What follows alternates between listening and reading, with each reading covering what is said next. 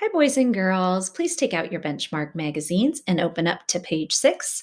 We're going to be reading the story Waiting for Stormy today. It's an excerpt from Stormy Misty's Foal by Margaret Henry. And today we're really going to pay attention to who's doing the writing of this story. Last week we read Here Boy, that was in first person. And this week's story is in third person. And both of them are narrative stories. I really want you to pay close attention today as we read at how stories written in the third person can describe multiple people's experience. So last week when we read Here Boy, we got a feel of what Opal was seeing and what she was feeling because it was written in her perspective. But in today's story, in this week's story, we're going to notice that we're going to be able to see other people's perspectives as well. So let's follow along. Up at the top, it says, in Stormy Misty's Foal, Paul and Maureen Bebe live with their grandparents on the island of Chinoteague. In this scene from chapter 2 of the book, Paul and Maureen are thinking about Misty, their prized horse, who is about to give birth to her foal. Chincoteague and Osteoteague are islands off of Virginia and Maryland. They are known for their wild horses. The day at school seemed never ending. Maureen answered questions like a robot. She heard her own voice say, Christopher Columbus was one of the first men who believed the world was round, so he went east by sailing west. Very good, Maureen. You may sit down. But Maureen remained standing, staring fixedly at the map over the blackboard. Her mind suddenly went racing across the world and backward in time to a tall-masted ship. Not the one that Columbus sailed, but the one that brought the ponies to Asiatique. I'm not sure how to pronounce that. And she saw a great wind come up, and she watched it slap the ship onto a reef and crack it open like the shell of an egg. And she saw the ponies spewed in the sea, and she heard them thrashing and screaming in all the wreckage, and one looked just like Misty. I said, the teacher's voice cut through the dream, you may sit down, Maureen. I know, I'm going to pause for just a minute, boys and girls. I know this is third person point of view because Maureen is referred to as Maureen or she, not I, like in the last story where Opal was writing. Reading this page, I can see one reason that third person point of view is useful here. The author wants to show that Maureen is so anxious and distracted she doesn't even hear her teacher.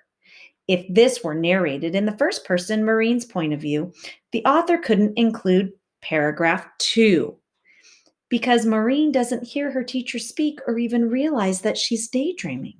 So the author can show Maureen's distraction more effectively using third person point of view. Okay, let's continue on. The class tittered as Maureen quickly plopped into her seat. In Paul's room, an oral examination was about to take place. We'll begin alphabetically, Miss Ogle announced. Question number 1, she said in her crisp voice. With all books closed, explain to the class which is older, the earth or the sea, and where the first forms of life appeared. We'll begin with Teddy Appleyard. Teddy stood up, pointing to a blood-splotched handkerchief he held to his nose. He was promptly excused. Now then, Paul Beebe, you are next. Dead silence. We'll begin, the teacher raised her voice, with Paul Beebe.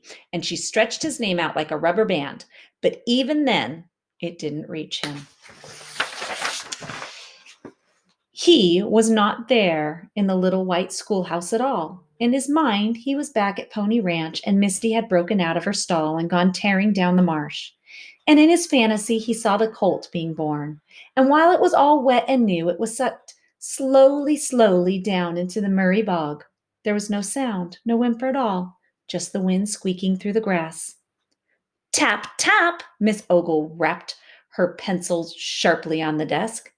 Boys and girls, she said, you have all heard of people suffering from nightmares, but I declare Paul Beebe is having a daymare. The class burst into noisy laughter, and only then did the mad dream break apart.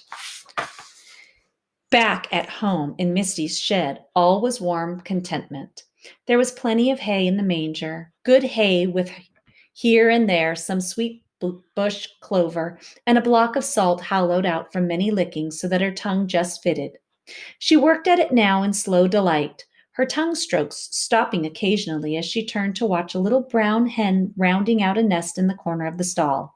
Fearlessly, the hen let Misty walk around her, as if she liked the company, and every now and again she made soft clucking sounds. Out on the marsh, Billy Blaze and Watch Eyes, pretending to be stallions, fought and neighed over the little bands of mares. Misty looked out at them for a long time, then went to her manger and slowly began munching her hay. The hen, now satisfied with her nest, fluffed out her feathers and settled herself to lay one tiny brown egg. Contentment closed them in like a soft cocoon. Okay, we'll stop there. I would like you to look back at pages 8 and 9 today, and I'd like you to see some examples. Find some examples and circle them of how you know this was written in the third person narrative. And maybe even an example or two of things that you could find in a third person narrative, but that you wouldn't find in a first person narrative. Tomorrow, we are going to read this again and we're going to talk about the key events and summarize it. So it's really important that today you read it very carefully and you find some of those examples of third person in this story. All right, do your best.